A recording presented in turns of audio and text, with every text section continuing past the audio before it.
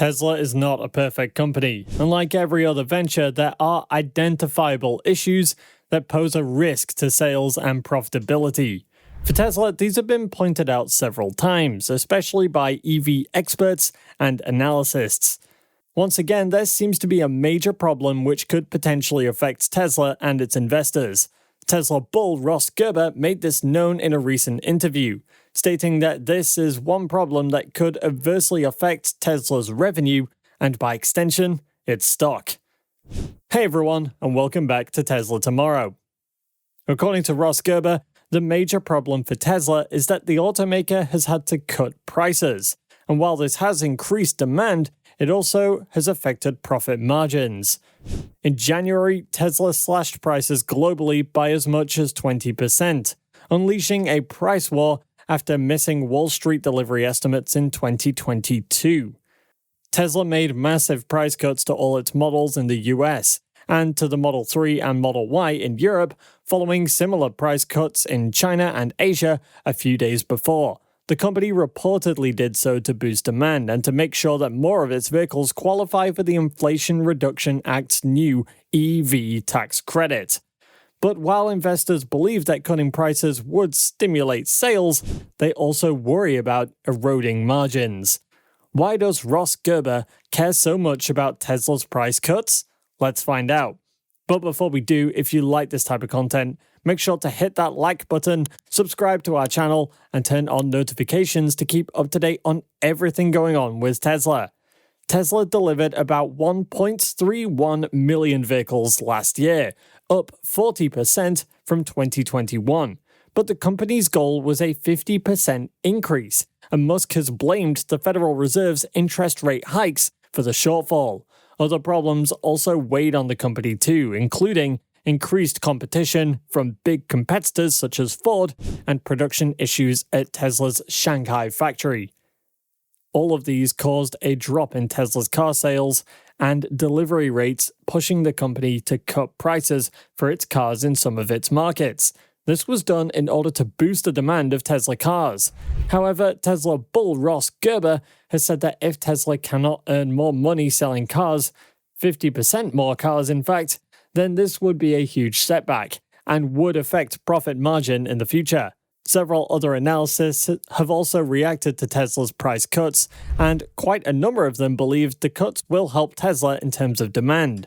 Wedbush analyst Dan Ives recently said that while this will clearly have a negative impact on margins, he believed that this was the right move at the right time in order to further spur EV demand. He added that it's time for Tesla to flex its muscles and cut prices in the EV arms race. According to Musk, while the initial reaction to Tesla's big price cuts will be negative and the stock could be weak, Tesla is set to have more global scale today than ever before. Likewise, Morgan Stanley's analysts Adam Jonas told clients that the big price cuts are a way for Tesla to utilize its market advantage and put pressure on competitors.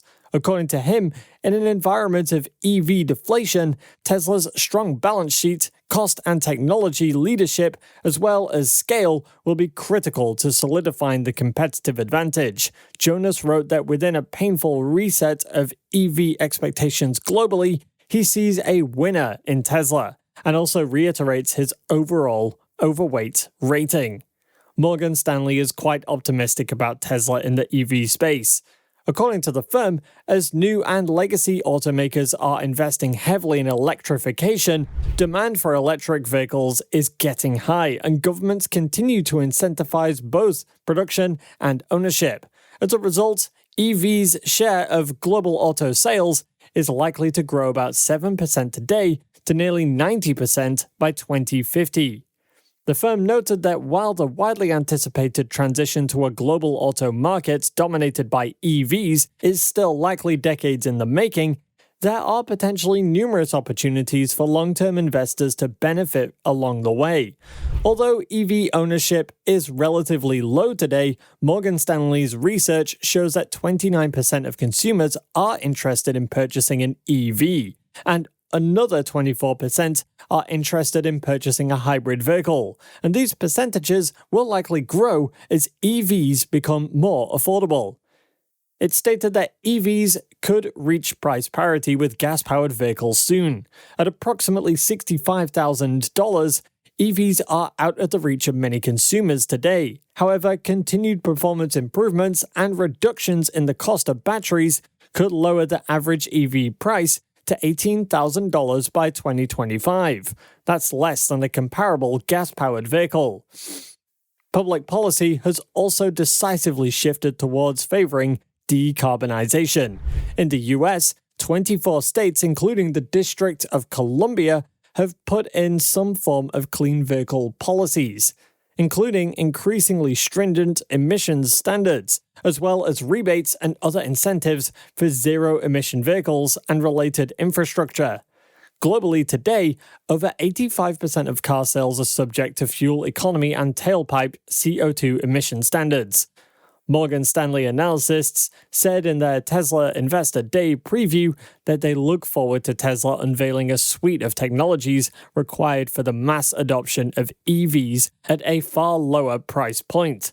The analysts, who have an overweight rating and a $220 price target on the stock, said that this is a critical component of Tesla's Master Plan 3, which Musk said earlier this year would be the path to a fully sustainable energy future for Earth.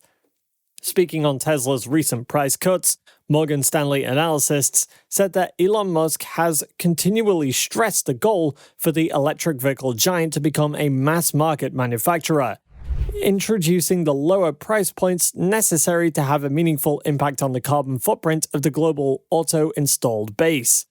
They believe that this is going to be possible, but Tesla will need to successfully lower the average price of their products and ideally cut costs to maintain their industry-leading margins.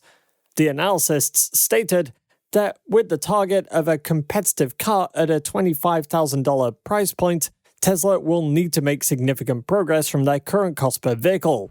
They also added that a redesigned interior of the Model 3 and subsequent innovations could be a step in the right direction.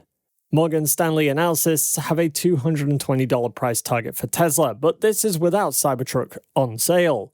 In a report released by Adam Jonas, he maintained a buy rating on Tesla. In addition to Morgan Stanley, Tesla also received a buy from Barclays' Dan Levy in a report issued on May 13th. For most Tesla investors and analysts, the fear is that Tesla may become unable to earn enough revenue due to the recent price cuts. So the question remains, should Tesla keep prices low and make less money for now? Or should they increase price and lose market share? Well, that's up to the automaker to decide. Barclays analyst Dan Levy expects that Tesla may be pressured to lower prices further as many automakers have matched the cuts, and concerns about a weakening economy persist. Tesla's price cuts in China ignited a price war, and its Chinese rivals, including BYD and Xpeng, are starting to drop prices to defend market share amid weakening demand. Musk has also previously warned that the prospect of recession and higher interest rates meant the EV maker could also lower prices to sustain growth at the expense of profit. In January, Musk said the price cuts had stoked demand, and Tesla shares have soared more than 68% on hopes that the car company would win the price war it started.